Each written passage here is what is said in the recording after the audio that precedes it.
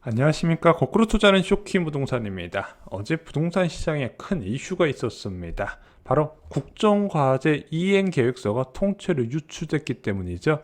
자, 향후 윤석열 정부의 부동산 정책 실행 계획이 담겨 있었던 부분입니다. 근데 이것 보고 분노한 투자자들 굉장히 많았습니다. 영상 전에 구독 부탁드리겠습니다. 자, 여러분들 아시다시피 5월 3일 날 인수위에서 110대 국정과제를 발표했어요. 이 안에 부동산 정책도 포함이 돼 있었습니다. 그런데 대부분 원론적인 수준이었어요.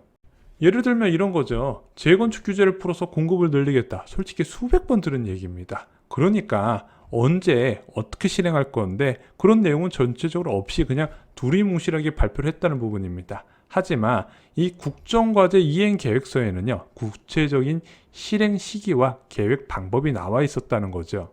자, 여러분들 아시다시피 윤석열 정부는요, 부동산 공약 3가지를 이야기를 했었습니다. 첫 번째가 재건축 규제 완화 부분, 두 번째가 부동산 세제 규제 완화 부분, 마지막으로 임대차 3법과 그리고 대출 규제 완화 부분이었습니다. 자, 그런데 윤석열 정부의 구체적인 실행 계획안이 그 비밀 문서에 다 포함이 돼 있었다는 거죠.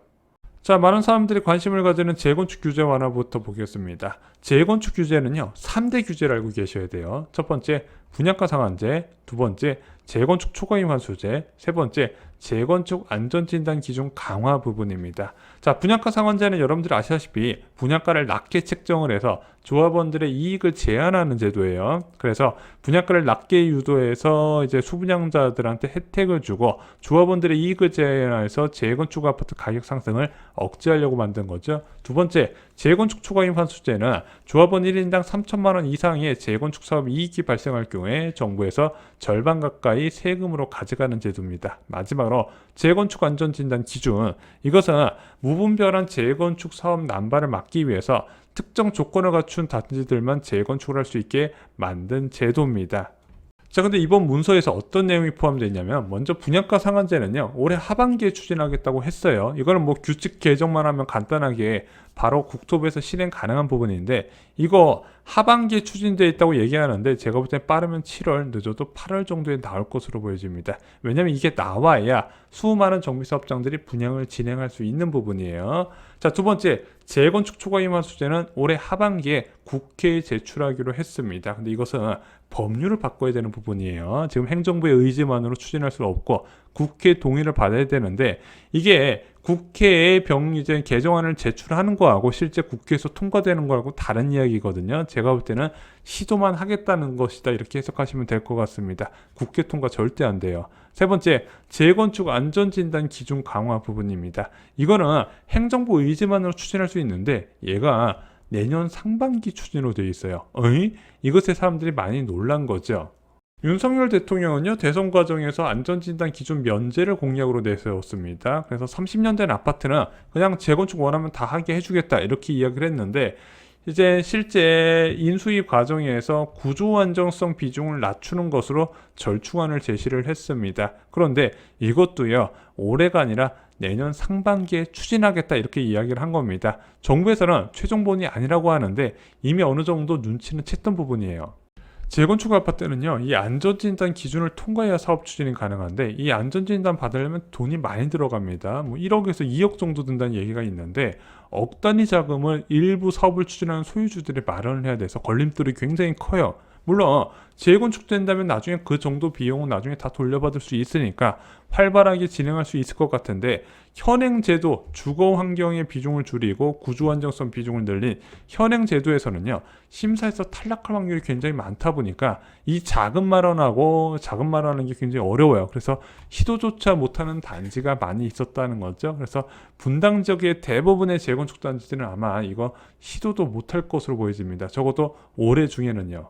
자, 이와 관련된 부분은 오세훈 서울시장도 비슷하게 인터뷰를 했어요. 부동산 당분간 공급보단 신중으로 접근하겠다. 그래서 국토부 장관 후보자와 큰 틀에서 합의했다고 이야기를 한 거죠. 왜냐면은 부동산 가격이 급등했을 때는 재건축 규제를 절대 못 풀어요. 그래서 부동산 가격이 하락하게 되어야 그때 자연스럽게 재건축 규제 완화 이야기가 나올 겁니다. 이명박 정부 때도 그랬어요. 자, 재건축 규제 완화를 기대하고 매수했던 분들은 솔직히 좌절할 소식이죠. 당장 재건축할 것처럼 말하더니 내년 상반기 그것도 될지 안 될지 모르잖아요. 집값이 하락해야 이것을 오케이 시켜주겠다는 부분인데 이미 이런 기대감으로 분당 지역의 고가 아파트의 거래가 너무 많이 터졌는데 강한 호재가 사라져버린 거죠.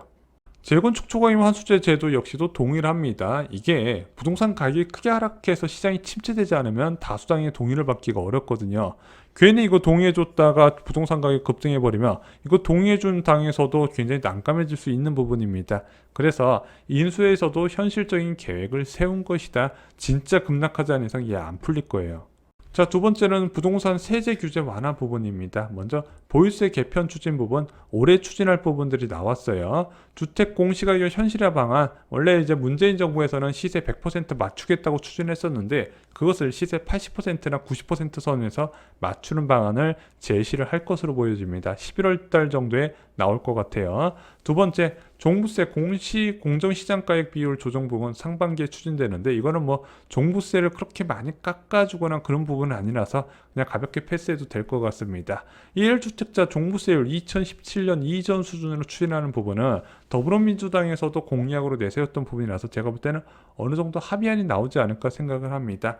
그리고 진짜 중요한 종부세 중과기준 변경이나 종부세 재산세 간 통합 검토 부분은 장기적 추진 방향으로 이야기가 됐어요. 자, 종부세뿐만 아니라 양도세, 취득세 부분도 대부분 장기 추진 과제로 넘어간다는 부분, 이것도 솔직히 당분간 언급하기는 어려워요. 왜? 얘도 부동산 가격 하락이 해야 풀 수 있는 부분이거든요. 그것도 많이 하락을 해야 되고 상승 기대감이 없을 때 풀 수 있는 부분입니다. 그래서 여러분들 절대 착각하시면 안 돼요. 지금 윤석열 정부가 들어온다 하더라도 다주택자가 신규로 유입될 수 있는 환경은 철저히 막힌 상황이라는 겁니다. 그래서 이번에 다주택자 양도세 중과를 한시적으로 유예해 주잖아요. 이거는 기존 주택의 시중의 매물을 늘리는 정책이지 새로 수요자를 늘리는 정책은 절대 없었다. 이 부분은 절대 잊으시면 안 됩니다.